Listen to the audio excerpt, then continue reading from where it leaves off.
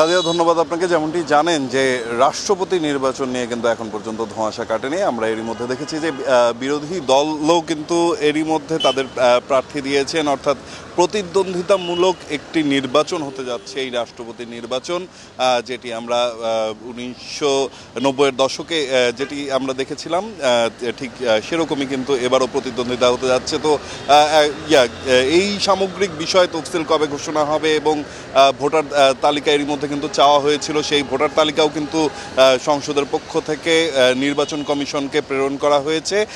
সব কিছু মিলিয়ে নির্বাচনের যেই প্রস্তুতি সেটি কিন্তু এর আগেই সিইসি গণমাধ্যমকে জানিয়েছিলেন যে তারা সব ধরনের প্রস্তুতি কিন্তু নিয়ে রেখেছেন রাষ্ট্রপতি নির্বাচনের জন্য। পাশাপাশি কিন্তু সরকারের পক্ষ থেকেও কিন্তু এই নির্বাচনের জন্য সব ধরনের প্রস্তুতি সম্পন্ন করা হয়েছে। আজকে ভারপ্রাপ্ত স্পিকারের সাথে আবারও সিইসির বৈঠক চলছে এবং সেখানে কিন্তু এই সামগ্রিক বিষয় আসলে তফসিল কবে ঘোষণা হতে পারে, যে এছাড়াও হলো নির্বাচনের প্রক্রিয়াটি কি হবে, এখানে বেশ কয়েকজন যারা সংসদ সদস্য রয়েছে কয়েকজনের ভোটার বাতিল হতে পারে, সামগ্রিক বিষয় নিয়ে কিন্তু আজকে সম্ভবত আলোচনা হবে ভেতরে এবং সেই আলোচনার পরিপ্রেক্ষিতেই আমরা আসলে জানতে পারবো যে তফসিল কবে ঘোষণা হচ্ছে, নির্বাচন কবে অনুষ্ঠিত হবে এবং এই রাষ্ট্রপতি অর্থাৎ 23তম রাষ্ট্রপতির যেই নির্বাচনটি আসলে অনুষ্ঠিত হবে সেই নির্বাচনের কবে অনুষ্ঠিত হবে। এবং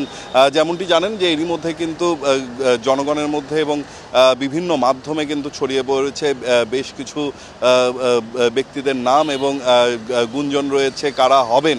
তো সব গুঞ্জনের আসলে অবসান হবে। জিকো, ধন্যবাদ আপনাকে।